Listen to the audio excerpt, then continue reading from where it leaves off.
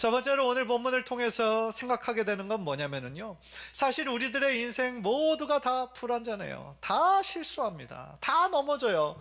이 중에 완전한 사람 단 한 사람도 없습니다. 그런데 중요한 건 뭐냐면, 넘어지고 실수하고 실패했을 때 그것으로 끝나는 것이 아니라 다시 하나님께서 회복시키실 때가 있어요. 우리들로 하여금 과거의 실수와 실패와 허물에만 머물러 있는 것을 하나님께서 원하시는 것이 아니라 그 모든 실수와 실패에도 불구하고 일어나기를 원하시는 하나님의 마음이 있잖아요. 따라서 오늘 이 에서의 모습을 보면서 가장 안타까운 점 중에 하나가 뭐냐면, 자신의 실수, 자신의 허물을 돌아볼 기회가 분명히 있었는데 그 기회를 놓친 거예요. 그 기회를 날려보낸 거예요. 그게 제일 안타까운 점 중에 하나라는 거예요. 41절을 보세요. 그의 아버지가 야곱에게 축복한 그 축복으로 말미암아 에서가 야곱을 미워하여 심중에 이르기를, 아버지를 곡할 때가 가까웠은즉 내가 내 아우 야곱을 죽이리라 하였더니 그랬어요. 지금 에서의 마음이 어떤 마음이에요? 분노로 가득합니다. 그 분노가 지금 살의로 내가 내 동생 야곱을 죽여야 되겠다. 그런데 그 죽이는 거를 지금 마음에 정했지만 아버지가 굉장히 연로하시고 지금 죽음을 임박해 있으니까 이 시기만 잠깐 늦춰서 돌아가시고 나면 바로 내 동생 죽이겠다, 그런 뜻으로 이어지는 거죠. 지금 에서가 그 마음에 그렇게 분노하게 된 동기가 뭐예요? 자신의 동생 야곱이 자신을 속이고 아버지를 속이고 당연히 자기가 받아야 되는 축복인데 야곱이 가로챘다라고 생각했기 때문이에요. 그것 때문에 지금 분노하는 거예요. 증오하는 거예요. 그런데 여러분들 생각해 보세요. 제일 첫 번째 이 일이 일어나게 된 동기가 어디에 있었습니까? 에서가 자신에게 주어진 그 장자권을, 축복권을 경히 여긴 거예요. 가볍게 여긴 거예요. 대수롭지 않게 생각한 거예요. 그러니까 팥죽 한 그릇과 바꿨어요. 그때는 그렇게 너무나 대수롭지 않게 생각하더니 갑자기 하나님의 축복이 귀중한 것을 나중에 깨달은 걸까요? 그건 아니라고 봐요. 저는 제가 생각할 때 이 에서는요, 지금 어떻게 생각하냐면, 하나님이 그 축복이라는 것이 하나님과의 올바른 관계에서 오는 영적인 축복으로 이해한 것이 아니라 어떤 눈에 보이는 현세적이고 물질적인 축복으로만 이해한 거예요. 그래서 내가 그 축복을 받아야 되는데 못 받았다는 거예요. 그 점에 의해서 지금 분노하고 증오하고 있다라는 거예요. 따라서요, 물론 에서의 인간적인 마음이 어떤 마음일지는 이해해요. 서운한 마음이 들죠. 괘씸한 마음이 들죠. 사실은 야곱을 향한 서운한 마음, 그 괘씸한 마음뿐만 아니라 아버지, 엄마를 향한 서운한 마음도 당연히 있었을 거예요. 아니, 어떤 아버지가 자식의 목소리를 구별을 못합니까? 그렇잖아요. 야곱의 딱 두 형제밖에 없는데 아들의 음성을 헷갈릴 수가 있습니까? 물론 그 이삭도 눈이 너무나 안 좋았기 때문에 음성은 야곱인데 또 몸에 털을 만져보니까 에서구나. 그런데 사실은 양털하고 그 몸에서 난 털하고 이게 그렇게 구별하기 힘들까? 하여간 여러 가지 생각이 들지만 이 에서의 입장에서 봤을 땐 서운한 거 투성이에요. 그리고 엄마에게도 서운하죠. 아니, 왜 자기보다 동생을 훨씬 더 사랑하고 편애합니까? 그렇잖아요. 서운한 거 많아요. 그러나 그럼에도 불구하고 이미 자신이 그 장자권을 경히 여겼기 때문에 축복을 받지 못했어요. 그랬다고 한다면 어떻게 보면 자신이 그 하나님의 축복권을 너무나 가볍게 여겨서 팥죽 한 그릇에 팔아 넘겼던 자신의 과오와 자신의 부족함을 하나님께 회개해야죠. 돌아봐야죠. 숙고해 봐야죠. 그리고 그것이 잘못된 것임을 깨달았다면 하나님께 회개해야죠. 그리고 회개할 기회, 돌이킬 기회가 있었는데 에서는 그런 것까지는 생각하지 못했고 증오로만 지금 일관하고 있다라는 거예요. 물론 야곱이 자신의 형을 속이고 아버지를 속이고 이렇게 하나님의 축복 받았다라는 것이 정당화될 수 있다는 건 아니에요. 그렇게 해도 된다라는 뜻은 아니에요. 하나님의 뜻은 야곱에게 이삭의 축복이 이어지는 것이 하나님의 뜻이었지만요, 야곱이 불의한 방법을 이용해서 그렇게 가로채듯이 하는 것까지는 하나님의 뜻은 아니었어요. 꼭 그 방법이 아니었다라고 할지라도 전능하신 하나님은 다른 방법을 통해서라도 역사하실 수 있는 분이시거든요. 선하신 하나님께서 거짓된 방법을 다 동원해서 하나님의 뜻을 억지로 이루실 필요가 없기 때문이에요. 따라서 야곱은요, 자신의 그 거짓말의 대가를 나중에 혹독히 치러야 됐어요. 사랑하는 성도 여러분, 하나님의 택한 백성이라고 해서요, 모든 죄가 다 저절로 사함받는 것은 아니에요. 그게 무슨 얘기냐면, 우리가 지은 죄에 대해서 하나님 앞에 철저하게 고백하고 회개하면 사랑이 많으신 하나님께서는 다 용서해 주세요. 정말 하나님의 은혜죠. 그러나 그 사실이 우리가 어떤 죄라도 다 지을 수 있다라고 허락하는 것은 아니에요.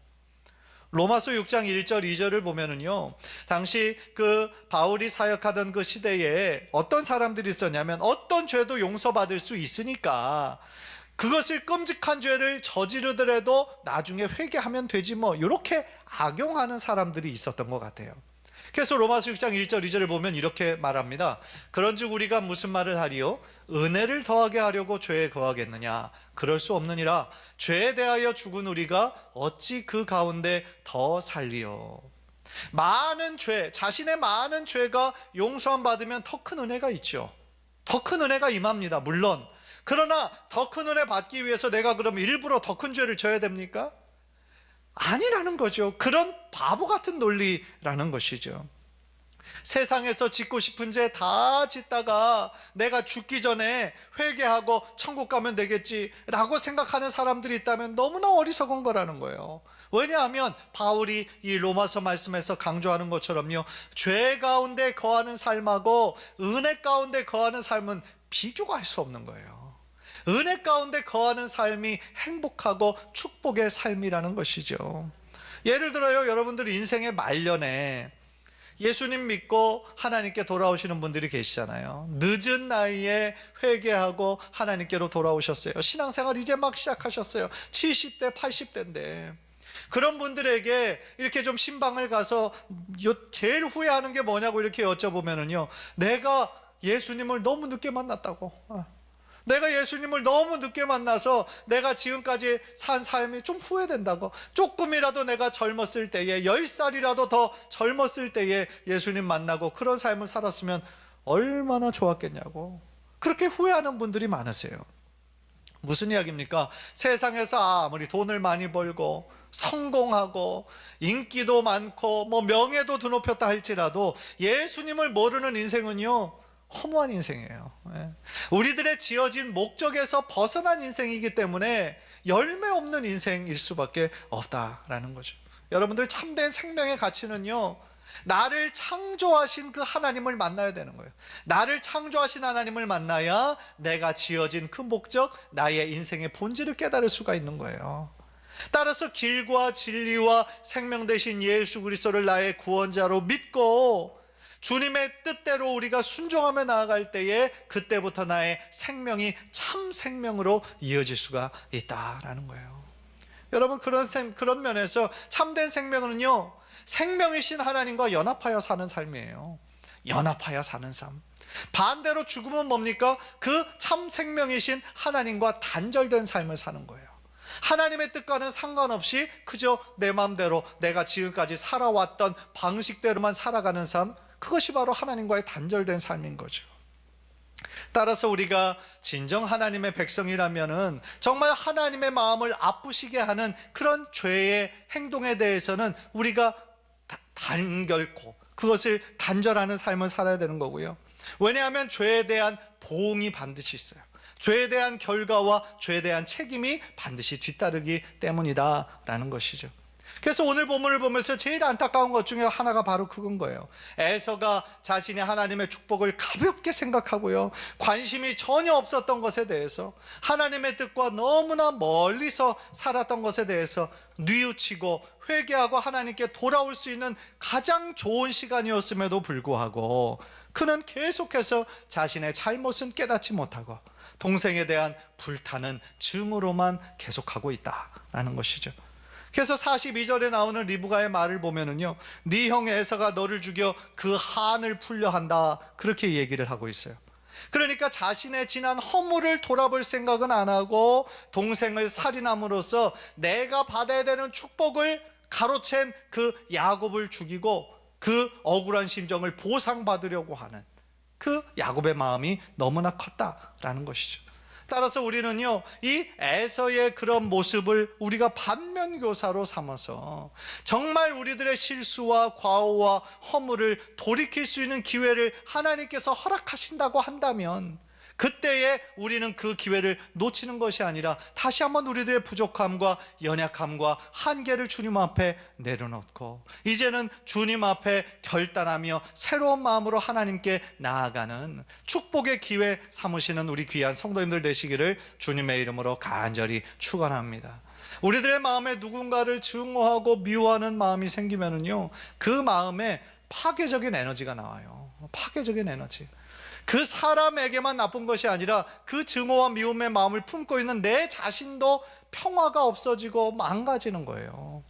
그런데 우리가 한 마음으로 매주 이렇게 얼굴 보면서 함께 신앙생활하는 교회에 혹시 너무나 미워하고 싫어하고 그런 분들이 있다고 한다면 이 신앙생활이 얼마나 힘들겠어요. 따라서 교회가 정말 주님 주시는 사랑이 있고 화목함이 있다는 것은 너무나 귀한 하나님의 축복이라고 생각을 해요.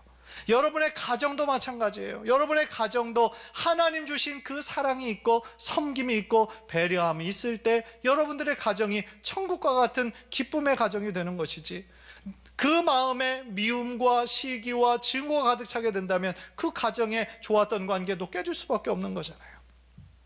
간절히 바라기는 오늘 말씀을 통해서요, 정말 여러분들의 마음에, 여러분들의 가정 위에, 또한 우리 교회 함께 신앙생활하는 모든 공동체 위에 하나님의 그 사랑과 하나님께서 주시는 화목함과 진정한 평강의 축복이 흘러 넘치시게 되기를 주님의 이름으로 간절히 축원합니다. 두 번째로 우리가 깨닫는 것은 뭐냐면요, 우리의 미래를 정확하게 아시는 분은 오직 하나님뿐이다 라는 거예요.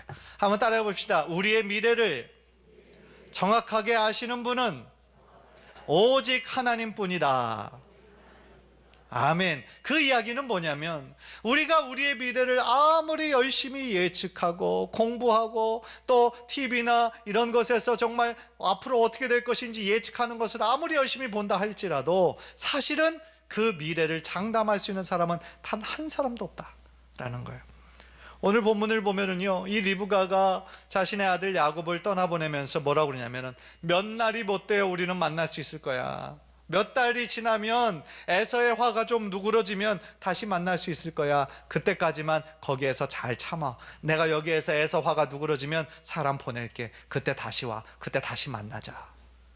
리브가가 그런 마음으로 보낸 거 아니에요. 그런데 여러분, 그때가 마지막이었어요. 그토록 사랑했던 아들 그 야곱을 다시 보지 못했어요, 리브가가. 그리고 몇 날이 못 돼요. 그 몇 날이 얼마가 되었냐면 20년이 되어버렸어요. 무슨 얘기예요? 우리들의 인생은요, 우리가 전혀 예측할 수가 없다라는 거예요. 43절 44절을 보세요. 내 아들아, 내 말을 따라 일어나 하란으로 가서 내 여러분이 라반에게로 피신하여 내 형의 노가 풀리기까지 몇 날 동안 그와 함께 거주하라. 내 형의 분노가 풀려 네가 자기에게 한 것을 잊어버리거든 내가 곧 사람을 보내어 너를 거기서 불러오리라. 어찌 하루에 너희 둘을 이루랴. 어머니의 마음에 야곱만 사랑했겠어요? 에서도 사랑하는 마음이 있었겠죠. 그래서 에서의 평상시에 그 약간 막 흥분자라고 다혈질인 거를 잘 알고 있었던 거예요. 지금은 너무나 지금 분해하지만 그래도 몇 달이 지나면, 시간이 지나면 괜찮아질 거야. 그렇게 예상을 한 거예요. 그래서 떠나보낸 몇 날이 20년이 될 줄은 리브가도 몰랐어요. 야곱도 몰랐어요. 사실 우리들 중에 누가 우리들의 인생을 예측할 수가 있겠어요? 한 찹도 대답할 수 없는 것이 우리들의 인생이에요. 여러분들 지금까지 인생 살면서 계획한 대로 다 되신 분들 계세요? 그렇지 않을 거예요. 우리들의 인생에 불쑥불쑥 전혀 예상하지 못했고 예측하지 못했던 일들이 갑작스럽게 들어오는 일들이 얼마나 많이 있습니까? 우리들 인생만 해도 그렇죠. 우리들 자녀들도 그렇죠. 우리가 예상한 대로 다 잘 됩니까? 그렇지 않잖아요. 갑작스러운 일들 당해서 어렵고 곤란에 처할 때가 너무너무 많은 것이 우리들의 인생이다라는 것이죠. 예를 들어서 지금 코로나19가 3년째 계속될 줄 누가 알았겠어요? 언제나 이 코로나가 종식이 될지 과연 누가 알겠어요?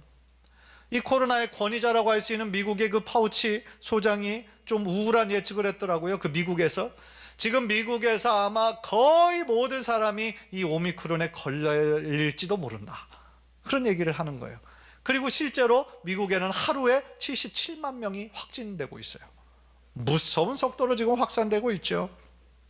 물론 뭐 델타 바이러스보다 그 치명도는 좀 낮기는 하지만 그래도 어떤 사람에게는 또 중증으로 이어질 수 있고 죽음으로도 이어질 수 있으니 여전히 위험한 상황은 맞는 것이죠. 코로나뿐 아니라 현재 우리나라뿐 아니라 전 세계에서 일어나는 각종 사건, 사고는 어떻고요? 사고 가운데 그런 사람들이 언제 자신에게 일어날 것을 예상하고 그날 아침에 출근했겠어요? 아무도 그런 것들 예상하지 못했고 인사하는 대로 잘 다녀오겠습니다, 잘 다녀올게, 그러면서 떠났지만 다시 돌아오지 못하는 일이 얼마나 많아요. 따라서요, 우리들의 인생을 예측할 수가 없다라는 거죠. 저도 그랬어요. 미국에 유학을 떠날 때에 예상하고 간 게 5년이었어요. 5년 내가 유학하고 공부하기 마치고 돌아와야지. 그런데 이제 살다 보니까, 거의 미국에서 공부하면서 살다 보니까 조금 더 공부하고 더 좀 경험도 많이 하고 10년은 내가 있고 갔으면 좋겠다 생각했어요. 5년이 10년이 됐어요. 그런데 10년이 되었을 때 그것이 또 다른 10년이 되어서 20년이 될 줄 누가 알았겠어요.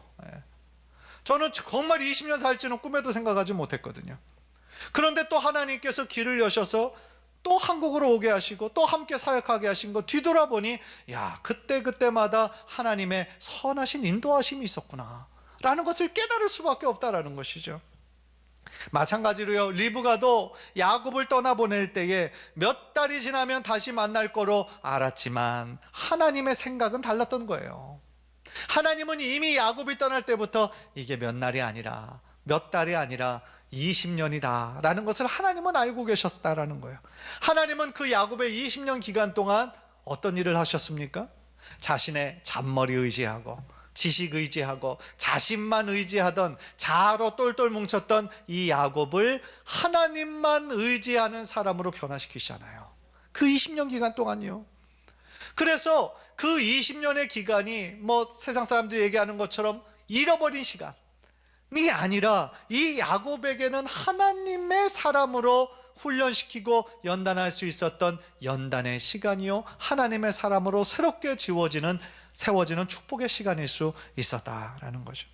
여기서 다시 한번 느끼는 건 뭐냐면요, 야곱뿐만 아니라 우리 이 자리에 있는 한 분 한 분을 다 하나님의 사람으로, 하나님만 의지하는 사람으로 세우기 전에 하나님은 반드시 우리들의 삶에 이런 훈련의 과정을 허락하신다라는 거예요. 고난의 시간을, 광야와 같은 시간을 허락하신다는 거예요. 그래서 그런 훈련의 시간을 통하여서 우리 자신만을 바라보던 우리들의 시선이 이제는 하나님을 바라볼 수 있는, 우리들의 믿음의 시선을 들어 하나님을 바라볼 수 있도록 하나님께서 역사하시더라는 거예요. 생각해 보세요, 여러분. 이 야곱뿐만 아니라요, 이 창세기에 나오는 모든 인물, 이 성경에 나오는 모든 인물들이 다 그런 시간이 있었어요. 혈기왕성했던 모세를 생각해 보세요. 모세가 하나님의 종으로 쓰임받기까지 그에게 80년이 걸렸어요.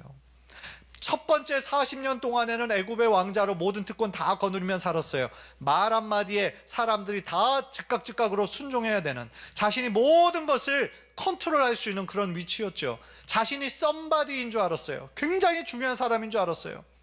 그런데 자신의 혈기로 말미암아 히브리 민족 한 사람을 죽이고 갑작스럽게 도망자가 돼버려요. 애굽의 왕자였다가 썸바디였다가 이제는 도망자로, 노바디로, 아무것도 아닌 사람으로 바뀌어버리는 거예요.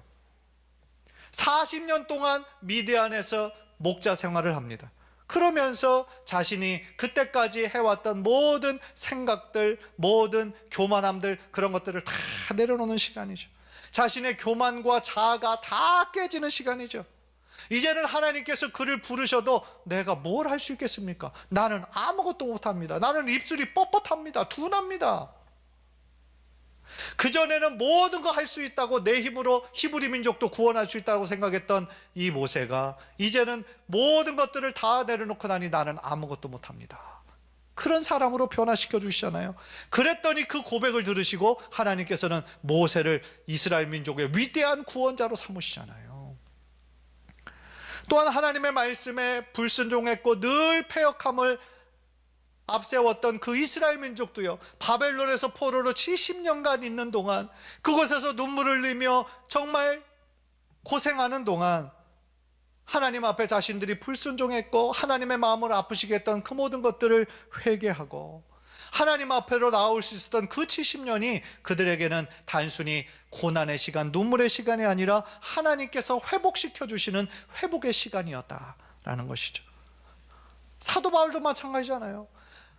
예수님을 믿어 바울 되기 전에, 그 전에 사울의 삶은 어땠습니까? 예수님을 믿는 사람을 박해하고 앞장서서 죽이기까지 하는 아주 유대교에만 열정이었던 사람이었죠. 그런데 그 사울이 바울 되기까지 13년의 훈련의 시간이 필요했었다는 것이죠. 그러니까 곰곰이 생각해 보면 성경에 나오는 모든 믿음의 사람들이 다 처음부터 믿음의 사람으로, 처음부터 하나님만 의지하는 사람으로 있었던 것이 아니라 다 인간적으로 연약하고 불완전하고 약점들이 있었던 사람이었지만 하나님께서 그를 하나님의 도구 삼으시기 위해 하나님께서 붙잡으셔서 그를 훈련시키시고 연단시키시고 마침내 하나님의 도구로 하나님 사용하시더라는 것이죠. 사랑하는 성도 여러분, 여러분의 지금까지의 인생을 한번 뒤돌아보세요. 그동안에 참 많은 일들이 있으셨을 거예요.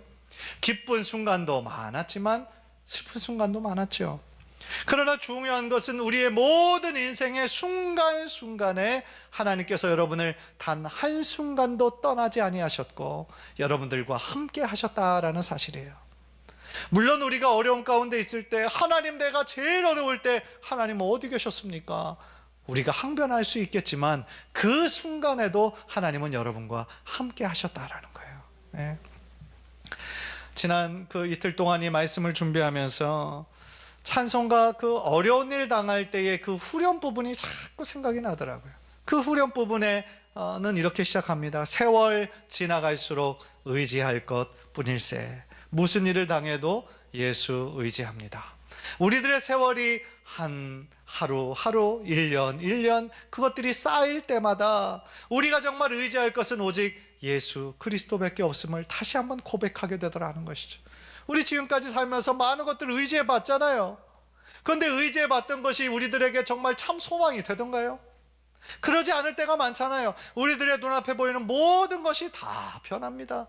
다 유동적입니다. 영원한 것은 없습니다.